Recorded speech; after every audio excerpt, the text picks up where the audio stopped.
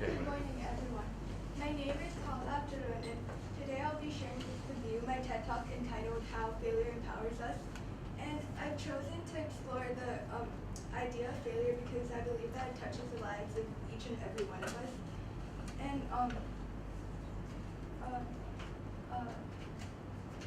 through a motivational, lively tone, this TED Talk strives to provide a profound insight into the fear of failure, including its possible causes and how it impacts individuals.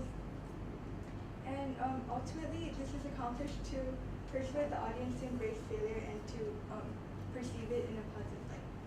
So this is my TED Talk. Have you ever missed the opportunity to achieve something you really wanted just because you were afraid that you might fail? Yes. Well, that's every single person in this room. But why? Why do we often obtain that feeling of constraint? Well, the answer is simple. It's because we fear failure. It's because we live alongside the myth that failure is that scary, vicious force. That is the beast that must be avoided. I am just a 16-year-old girl. I may not be a cognitive psychologist, and I may not know which processes occur within the brain that could possibly explain this phenomenon. But what I do know is that in taking a negative approach to failure, the consequences can be very dire.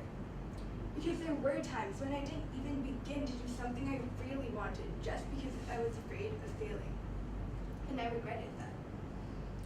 And the truth is that we've all experienced this feeling before. But what exactly is failure, and who determines what would actually be considered a failure?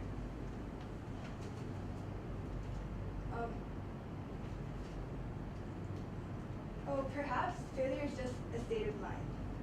Take the concept of Asian fail as an example. In case you're wondering what Asian fail actually is, well, according to the Urban Dictionary, Asian fail is the act of getting a grade lower than a 90%. That's right, a 90%. Now, you might be thinking that this sounds completely absurd. Well, apparently, the majority of Asians don't think so. And the thing is that the society sets forth a negative portrayal of failure. This is an ideal example of how. When I think of athletes, I think of that pride and that enthusiasm. But look at this guy. He's clearly feeling disappointed. And beneath his image is that deeply resented word. Well, what does this imply? Well, it implies that he's feeling down or even willing to give up just because he's in the state of failure. Sure, we all commit to tasks in the hopes of succeeding. And the problem that arises from this is that we are often tempted to linger in our comfort zone. But if we refuse to take on the challenges that come at us, how would we actually grow and improve? So the main question is, what exactly makes failure seem so intimidating? Well, one word, us, ourselves. Failure itself has no power to belittle us. Failure on its own is no different than an unloaded gun. Without any bullets, sure, a gun may seem frightening, yet only in appearance. So the ugly truth is that failure deceives. At first glance, it gives us that throbbing sensation, luring us into betting beforehand that with it will come only drastic consequences. And by falling in our own trap, we tend to disregard the fact that, in reality, failure actually teaches us many lessons. Walt Disney was fired by a newspaper editor who claimed that he lacked imagination, and yet he later came to be known as a triumph of American imagination. And Stephen King received a total of 30 rejections when he tried to publish his first book. But look at him now. He's actually one of the world's best-selling authors. And Steve Jobs, as you're probably already known, was fired from Apple, the company that he himself was a co-founder of. And yet, his legacy came to change the world, altering our perceptions on technology forever.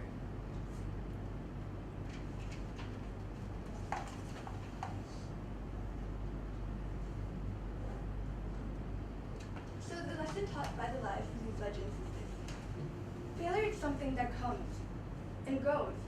Let's face it, we've all failed at some point in our lives, but that does not mean that we've been forever detached from the idea of success. Failing once, or twice, or however many times accounted, does not label us as hopeless failures. In fact, as a child, I've been taught time and again to learn from my mistakes, which I'm pretty sure that you were too. And we really must appreciate the value of this philosophy because, after all, it's actually our mistakes that point out which direction would guide us to success. And that is why we should start embracing failure. And of course, you feel threatened by the thought of it from time to time, but we should at least try not to let this feeling preclude us from attaining our goals. We should at least try to regard failure as a catalyst for success and not as a barrier from excelling. Because after all, we are the ones who shape our own futures. And the onset of it is right here within us. Thank you.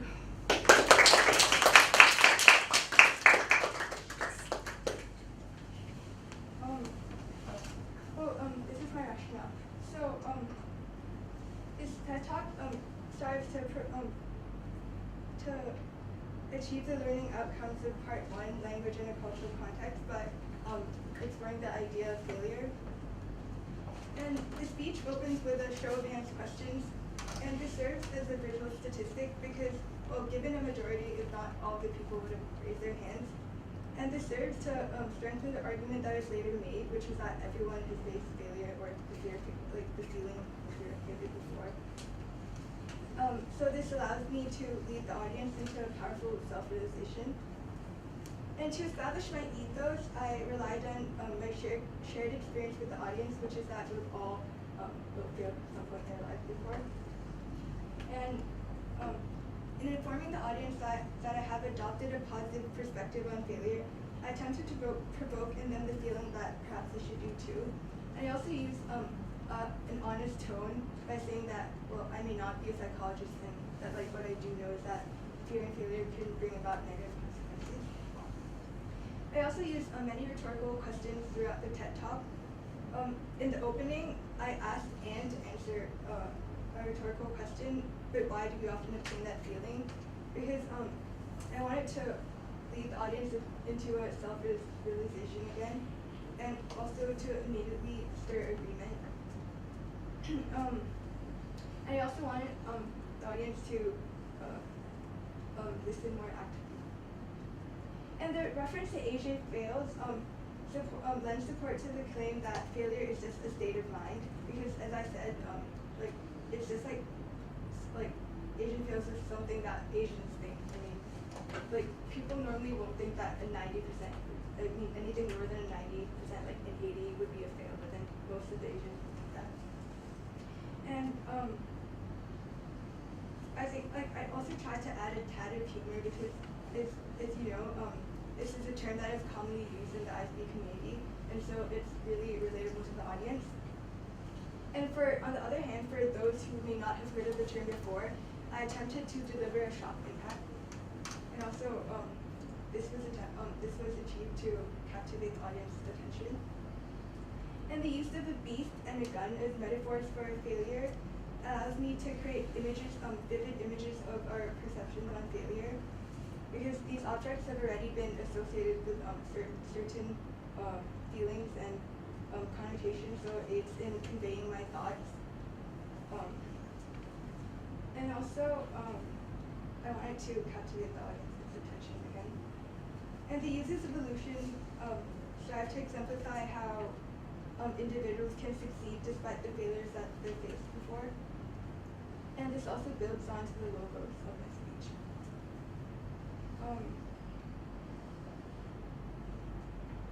And the speech is divided into different sections.